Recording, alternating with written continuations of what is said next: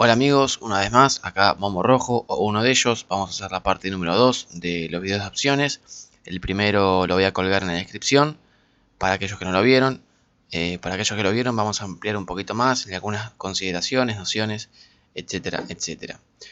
Lo primero que dijimos en el video anterior, iniciamos de la misma manera, que una opción es un contrato, que como todo contrato tiene condiciones, puede ser de distintos tipos, ¿sí? Condiciones, distintos tipos, puede ser compra y venta, call o put. Y en un contrato siempre hay dos partes, en este caso hay un comprador y un vendedor o lanzador.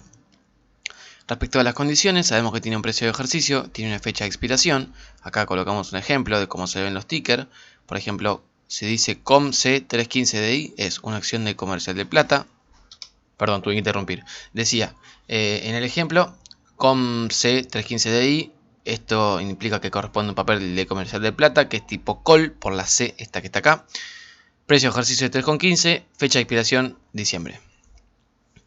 Bien, cuando uno está en su plataforma y va a la solapa de opciones dentro de algún papel, va a notar que tienen, a veces tienen lucecitas, tienen indicadores, cambian de color en el fondo, qué sé yo, según las distintas situaciones en las que esté el papel. Por ejemplo, si estamos hablando de un call, vamos a notar que hay tres situaciones: in the money, at the money, out of the money. ¿Qué significa esto? Si el precio de ejercicio es 3,15 y el subyacente en ese momento cotiza, por ejemplo, a 3,15, está at the money o en el dinero. Si está por encima de 3,15, que sería una situación favorable para los tenedores de esos call, para los compradores de esos call, estaría in the money o en el dinero. Y por último, si estuviera por debajo, este color es muy chillón, este me gusta más. Ahí va, si estuviera por debajo estaría out of the money. Ustedes podrán notar que, digamos, cuando uno hace la valorización teórica de la opción, que son los ejemplos que vimos la vez pasada, ¿sí? Por ejemplo, el subyacente cuesta 8, el precio de ejercicio es 10, entonces el call cuesta 2 pesos, por decirlo así de alguna manera. Bien, ustedes van a notar que las opciones que están out of the money a veces tienen precios que son bastante extraños. Eso se debe a que tiene un valor tiempo, pero no me quiero adelantar. Vamos a empezar por lo básico. Cuando se pensaron las opciones como instrumentos, se les pensaron como medios de cobertura, porque nos permite, por ejemplo, en lugar de hacer una inversión de 10.000 pesos, hacer una inversión de 1.000 pesos y obtener los mismos retornos o las mismas ganancias, ¿sí? Ustedes dirán, ¿cómo es esto posible? Bueno, miren el video anterior, pero además por un factor que se llama apalancamiento.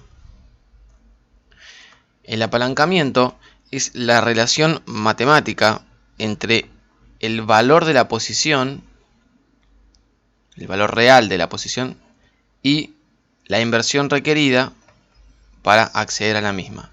Por ejemplo, si yo quisiera comprar 1.000 papeles de comercial de plata hoy, me estaría pagando, por ejemplo, 3.040 pesos, ¿sí? Dado que cada uno cuesta 3,04, por ahí.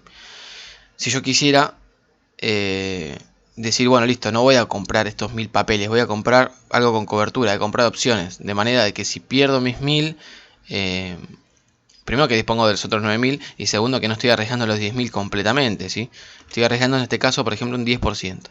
Perfecto. Mi inversión requerida, si voy al mercado ahora y quiero comprar la base, quiero comprar los call, estos que tienen precio de ejercicio 3, voy a pagar por esos 1.000 opciones, voy a pagar algo de 300 pesos, ¿sí? Porque cada una cuesta 30 centavos, entonces sería 1.000 por 0,3, 300 pesos. Esta relación, que es aproximadamente de 10, y me estoy yendo a la pantalla, esta relación que es más o menos de 10, van a notar que tiene coincidencia con esto que yo dije antes, ¿sí? Accedo a la ganancia como si tuviera los 10.000 pesos con 1.000 pesos. Bueno, eso implica, en términos monetarios, implica cobertura. Porque yo no estoy arriesgando los 10.000 pesos y solamente estoy arriesgando una porción. Lo que generalmente sucede también es que hay quienes especulan con estos instrumentos y no los utilizan para ejercerlos, sino para comprarlos y luego revenderlos, dado que aumentó su precio si su análisis fue correcto. Entonces, una cosa que es importante entender es cómo sucede la valorización de las opciones. Ahí dice valorización, aunque ustedes no lo crean, en un quechua muy antiguo. Entonces, uno va al mercado y se va a dar cuenta que la valorización tiene dos componentes. Un componente netamente, digamos, de valor, de precio, y un componente de valor tiempo. Dado, por ejemplo, el valor precio, podemos definir las tres situaciones que definimos acá a la izquierda, ¿sí? Ustedes van a notar que, por ejemplo, una opción que está in the money tiene mucho menos apalancamiento que una opción que está out of the money. ¿Por qué? Porque la que está out of the money tiene menos probabilidades de ocurrir. Como tiene menos probabilidades de ocurrir, tiene más riesgo. Como tiene más riesgo, bueno, mayor riesgo, mayor beneficio. Entonces, más efecto palanca. Cuando piensen en palanca, ups, me salió mal. Piensen en la palanca física y qué sucede si yo esto lo voy moviendo hacia acá o hacia el medio. ¿Sí? Si no saben física, busquen palanca y van a entender por qué se le dice apalancamiento. Entonces, por ejemplo, si tomando el ejemplo que habíamos hecho antes de comercial de plata, si quiero comprar 3.040 pesos, que serían 1.000 papeles a valores actuales, y quiero comprar una base inejercible, por ejemplo, una base que es muy difícil de ejercer, es la 490 DI, ¿sí? Por ejemplo, si yo quisiera comprar 1.000 papeles, ¿sí? Tendría que pagar 1.040 pesos y cada uno de estos call cuesta eso que estoy poniendo yo en pantalla. Entonces esto me daría 3.040 sobre 15 y tendría una palanca de 200. El punto es que yo estaría muy apalancado, pero la palanca funciona hacia arriba y hacia abajo. O sea, un movimiento mínimo del subyacente hacia abajo hace que mi prima se pulverice. Sin mencionar que si llega la fecha de expiración también pierdo todo, ¿no? Bien, como antes habíamos dicho, los contratos suceden generalmente entre dos partes. Y acá vamos a explicar un poco de cada una. En el caso del comprador, no tiene ninguna obligación y es la posición que veníamos explicando en los últimos videos. Mejor dicho, en el último video y un poco también en este. Ahora vamos a hablar un poco de la posición del vendedor o el lanzador. El lanzador o el vendedor tiene obligaciones, ya que si por ejemplo lanza un call y se lo ejercen, va a tener que vender al precio fijado la cantidad de papeles que lanzó. Y además va a tener que tener una garantía. ¿Por qué va a tener que tener una garantía? Porque quizás el lanzador lanzó call de papel que no tiene, ¿sí? Y el agente en ese caso tiene que tiene que pedirle una garantía, porque hay que tener una garantía por esas opciones. Las garantías pueden ser en primera instancia dinero, en segunda instancia papeles, ¿sí? Vamos a poner un cuadradito. Puede ser, por ejemplo, un call, puede ser, por ejemplo, un put. Ustedes me dirán cómo que de garantía te toman un call. Y claro, si yo tengo la garantía de que otra persona me puede dar los papeles a un precio de ejercicio que sea conveniente para que funcione la garantía, lo puedo hacer. Y lo mismo para el caso de los put. Si yo estoy lanzando sin tener el papel, estoy lanzando descubierto. Ahí dice descubierto, si no se da problema. Y si yo estoy lanzando el call con el papel, estoy lanzando cubierto. ¿Sí? Ese famoso lanzamiento cubierto-descubierto viene por ahí. Porque en el primer caso, en el descubierto, si yo no tengo el papel y el papel sube muchísimo, y yo lancé un call y me quieren ejercer, voy a tener que ir al mercado, comprar esos papeles y luego vendérselos al precio de ejercicio a la persona que me compró el call. Entonces es bastante riesgoso. En cambio, si ya tengo los papeles, la situación sería otra. Pero bueno, vamos a hablar un poquito ahora de lo que es la valorización de las opciones, cómo funciona. Bien, dijimos que íbamos a hablar un poquito de cómo funciona la valorización de las opciones. Si lo analizamos desde el lado del comprador, vamos a notar que, por ejemplo, si compramos un call y el subyacente sube, vamos a cambiar el color. Si el subyacente sube, nuestra opción sube. Si queda por debajo del precio de ejercicio, nosotros tenemos una pérdida o beneficio que es igual a la prima inicial. Si caso contrario, como decíamos, sube, yo tengo una posibilidad de ganancia ilimitada. Para el caso del put, sucede de forma contraria. En tanto el activo se valoriza, yo voy a tener una pérdida que es igual a la prima. En tanto el activo se desvaloriza, puedo tener todo esto de ganancia. ¿Sí? Recuerden, aquí voy a ejercer algo que está subiendo su valor y lo voy a pagar más barato. Aquí voy a tener el derecho, en el put voy a tener el derecho de vender más caro algo que está más barato. Bien. Ahora vamos a verlo desde el punto de vista del lanzador. Para el lanzador de un call, si el precio aumenta, es más probable que le ejerzan y tiene una probabilidad de pérdida mucho mayor. Si en cambio el subyacente queda por debajo, la ganancia del lanzador automáticamente, si el beneficio, es la prima. Si la prima es toda para él. ¿Por qué? Porque nadie va a ejercer si el precio del subyacente es menor al precio de ejercicio del contrato.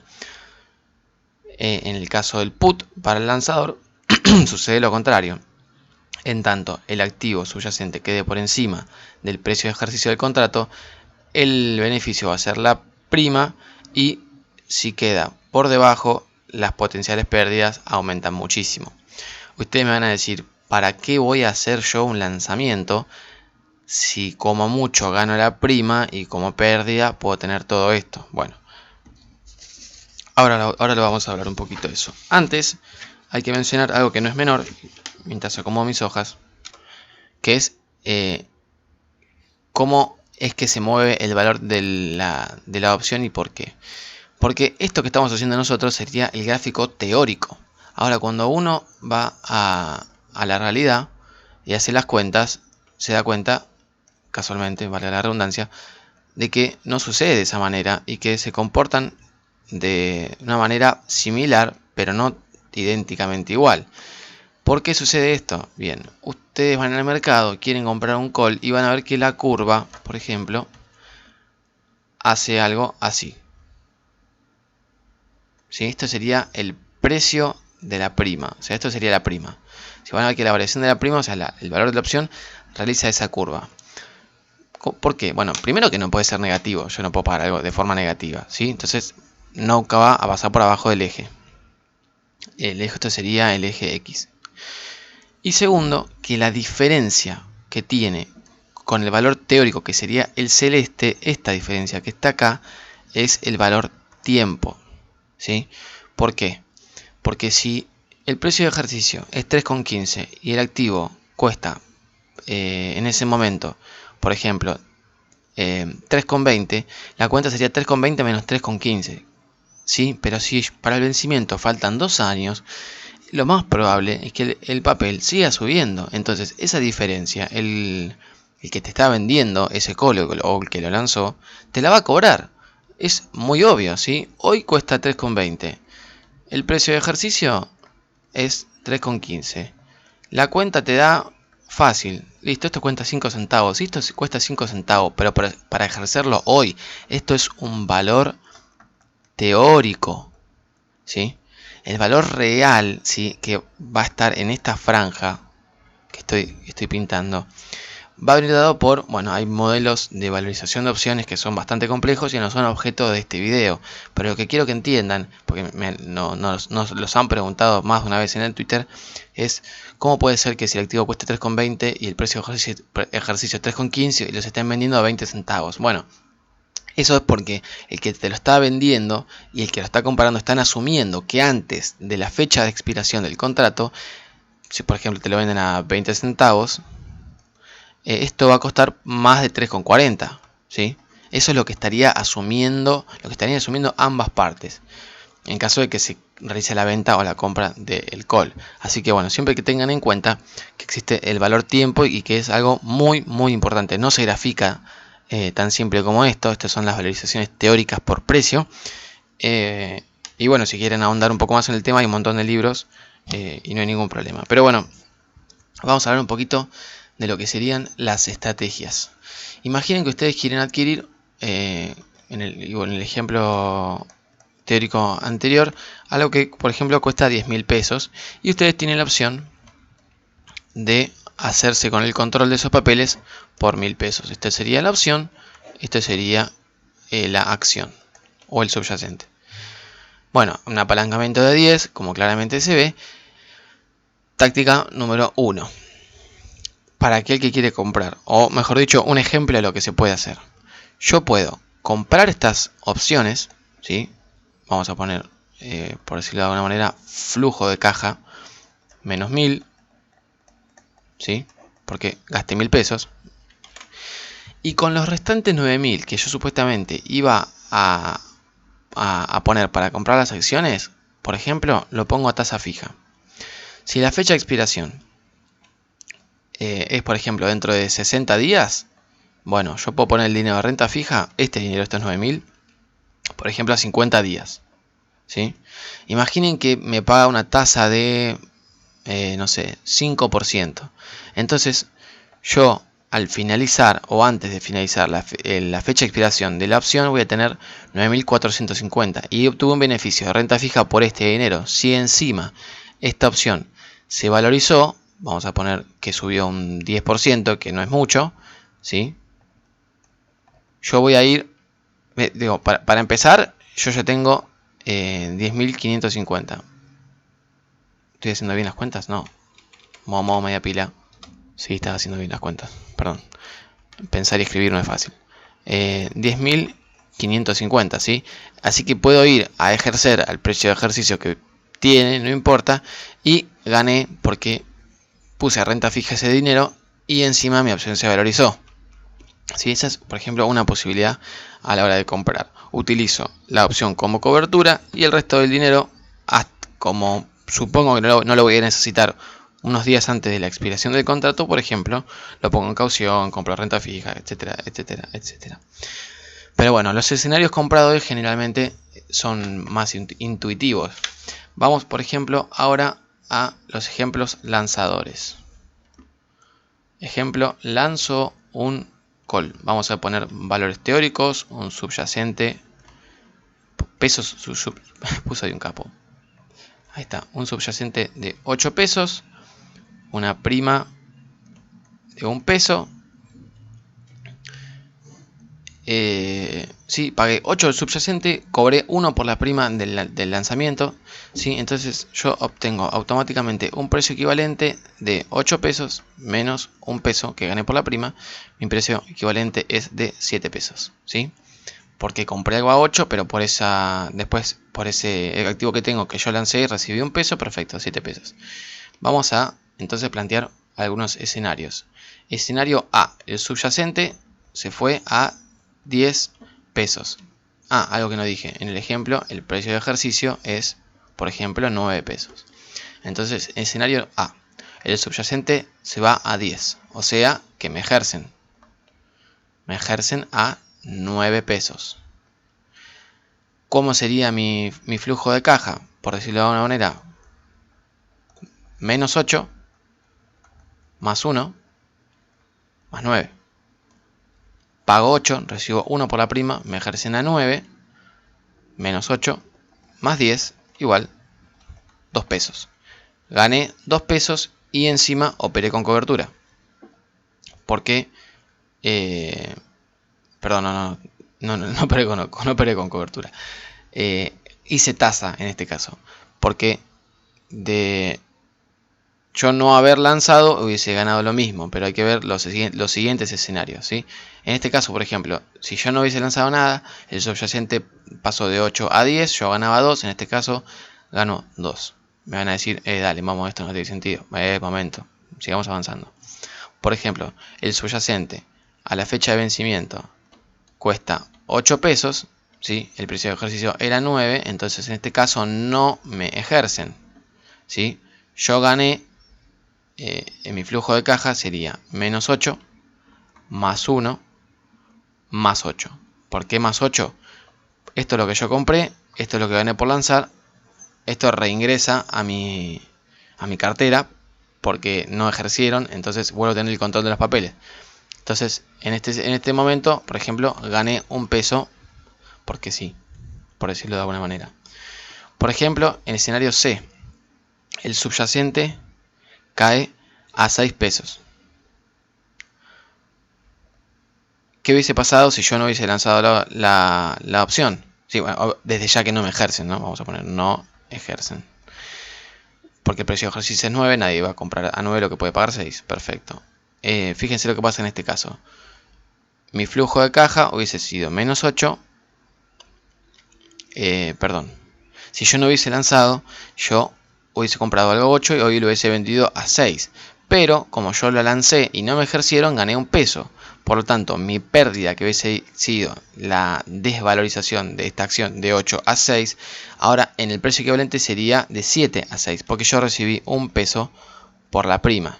¿Sí? Fíjense, en este escenario me sirvió, en este escenario me sirvió y en este escenario me fui en cero como si no lo hubiese lanzado. ¿Sí? Hubiese tenido exactamente la misma ganancia. Entonces, fíjense cómo realizar una estrategia de lanzamiento de call sirve. Obviamente que los casos pueden ser mucho más complejos. Yo puedo mismo recomprar, lanzar una base más alta. No importa, eso será cuestión de otro video. La idea es dar una noción mínima de lo que es un lanzamiento. Espero que haya quedado más o menos claro porque... bueno, no importa. Caso número 2. Lanzo un put. Mismo ejemplo, subyacente a 8. Precio de ejercicio 9. Prima un peso. Entonces, mismo caso, subyacente en el caso A vale 10 pesos y yo automáticamente gano 1 porque nadie va a ejercer este put. ¿Sí? Esto es un put. Nadie va a ejercer el derecho de vender a 9 algo que vale 10. ¿Sí? No tiene sentido. Entonces acá gano la prima. Caso B, el subyacente que yo lo pagué 8, ahora cuesta 8, ¿sí? Nadie va a ejercer. Perdón. Escenario B, el subyacente cuesta 8. Me podrían decir que yo se lo pague 9, pero por la prima pagaron un peso, entonces se quedarían en 0, ¿sí? No tiene sentido. O sea, el resultado es nada, 0. Acá tampoco te lo van a ejercer, no tiene sentido. Por ejemplo, en el escenario C, habíamos dicho que el subyacente cae a 6. Si el subyacente cae a 6, me ejercen. Esta vez es efectivo, me ejercen. Yo tengo que poner los 9 pesos. Y yo lo compré a 8. Recibí un peso por la prima. Luego lo tuve que comprar a 9. Entonces la cuenta sería... pagué un peso por la prima y después cuando me ejercieron a mí y el subyacente costaba 6, yo tuve que ir y pagarlo 9, ¿sí? Entonces esto me da como resultado una buena pérdida. Así que bueno, esto fue todo por ahora, espero que se haya entendido. Acá en el final me traigo un poco, ya estoy cansado, pero esto no es difícil. Quizás aquellos que quieran avanzar un poco más en el tema tendrán que realizar estrategias donde, por ejemplo, compro un call y lanzo un put, armo estrategias de sintéticos, o sea, replico el movimiento idéntico de las acciones a través de dos tipos de opciones que tengo en la cartera o que una lancé y otra tengo en la cartera, etcétera, etcétera, etcétera. Pero bueno, amigos, espero que les sirva, espero que sea clarificador y como decimos siempre, si van a insultar, háganlo con mucha altura. Chau.